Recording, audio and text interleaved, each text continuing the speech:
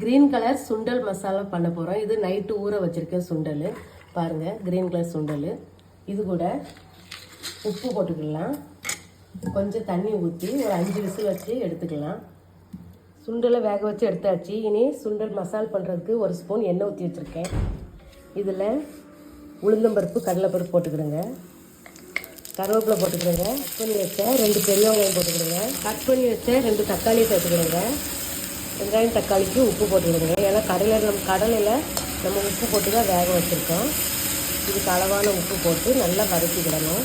ஒரு spoon mutton masala போட்டுக்கிடுங்க. 1 spoon மிளகாத்தூள் போட்டுக்கிடுங்க. நல்லா கலந்துக்கிடலாம். வேக வச்ச கிரீன் கலர் சுண்டலை போட்டுக்கிடுங்க. போட்டுட்டு நல்லா கலந்து எடுத்துக்கிடுங்க. இந்த மசாலாவோட நல்லா மிக்ஸ் ஆகட்டும். சுண்டல் மசால் சூப்பராக ரெடி பண்ணியாச்சு. பாருங்கள், தண்ணியெல்லாம் வற்றி சூப்பராக ரெடி ஆகிட்டு சாப்பிட்றதுக்கு இதமாக இருக்குது. ஈஸியான ரெசிபி இது. சாம்பார் சாதம் ரசத்தோடு சாப்பிடுங்க. ஸ்நாக்ஸாக கூட வச்சு இதோட ஒரு டம்ளர் டீ வச்சு குடிங்க. டேஸ்ட்டு பக்காவாக இருக்கும். க்ரீன் டீ சுண்டல் சூப்பராக ரெடி பண்ணியாச்சு. இந்த வீடியோ பிடிச்சிருந்தால் லைக் பண்ணுங்கள், ஷேர் பண்ணுங்கள், சப்ஸ்கிரைப் பண்ணுங்கள்.